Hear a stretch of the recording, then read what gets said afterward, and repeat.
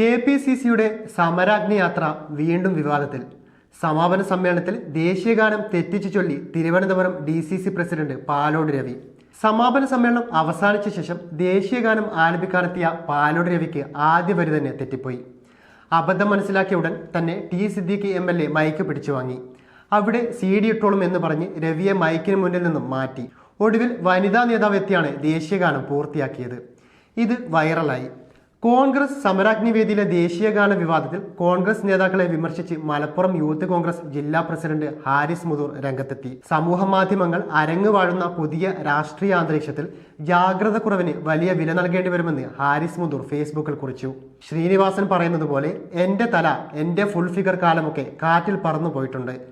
അറിവും ഇടപെടലും അവതരണവും വഴിയൊരുക്കുന്ന പുതുരാഷ്ട്രീയമാണ് ജനങ്ങൾ ആഗ്രഹിക്കുന്നത് എന്നും ഹാരിസ് രൂക്ഷമായി വിമർശിച്ചു. പുതിയ കാലഘട്ടമാണെന്ന് മനസ്സിലാക്കി അതനുസരിച്ചുള്ള പാകപ്പെടുത്തലുകൾ നേതൃത്വം സ്വീകരിക്കേണ്ടതുണ്ടെന്നും ഹാരിസ് ചൂണ്ടിക്കാട്ടി. അല്ലാത്തവർ സ്റ്റേജിൽ താമസമാക്കിയും മൈക്കിന് മുന്നിൽ കിടന്നുറങ്ങിയും അഭ്യാസം തുടർന്നുകൊണ്ടേയിരിക്കും എന്ന പരിഹാസത്തോടെയാണ് കുറിപ്പ് അവസാനിക്കുന്നത്. നേതൃത്വം എന്നത് ഒരുപാട് ചേരുവകൾ അടങ്ങിയതാണ്. പുതിയ കാലഘട്ടമാണെന്ന് മനസ്സിലാക്കി അതനുസരിച്ച് പാകപ്പെടുത്തലുകളും നേതൃത്വത്തിലുള്ളവർ സ്വീകരിക്കേണ്ടതുണ്ട്. സ്റ്റേജും മൈക്കുമെന്നും പുതിയ കാലഘട്ടത്തിലെ രാഷ്ട്രീയത്തിൽ പൊതുജനം വലിയ സംഭവമായി എടുക്കില്ലെന്ന തിരിച്ചറിവ് നേതൃത്വത്തിന് അനിവാര്യമാണ്. സമൂഹ മാധ്യമങ്ങൾ അരങ്ങു വാഴുന്ന പുതു രാഷ്ട്രീയാന്തരീക്ഷത്തിൽ ജാഗ്രത കുറവിന് വലിയ വിലയാണ് നൽകേണ്ടി വരുന്നത്. ആത്മവിശ്വാസവും പ്രാപ്തിയും കഴിവുമുള്ളവനെ ഒരു കുറ്റിയിലും തളച്ചിടാൻ കഴിയാത്ത സത്യമായി മാറിക്കൊണ്ടിരിക്കുകയാണ് രാഷ്ട്രീയം. അല്ലാത്തവർ സ്റ്റേജിൽ താമസമാക്കിയും മൈക്കിന് മുന്നിൽ കിടന്നുറങ്ങിയും അഭ്യാസം തുടർന്നുകൊണ്ടേയിരിക്കും. അതിനിടെ സമരാഗ്നി സമാപന വേദിയിൽ നിന്ന് പരിപാടി കഴിയും മുൻപേ പ്രവർത്തകർ പോയതിൽ നീരസം പ്രകടിപ്പിച്ച KPCC അധ്യക്ഷൻ K. സുധാകരനെ പരസ്യമായി തിരുത്തി പ്രതിപക്ഷ നേതാവ് VD സതീശൻ. 2 പേർ പ്രസംഗിച്ചു കഴിഞ്ഞാൽ എല്ലാവരും പോകുകയാണെങ്കിൽ എന്തിനാണ് ഇങ്ങനെ ഒരു പരിപാടി സംഘടിപ്പിക്കുന്നത് എന്നായിരുന്നു K. സുധാകരൻ പറഞ്ഞത്.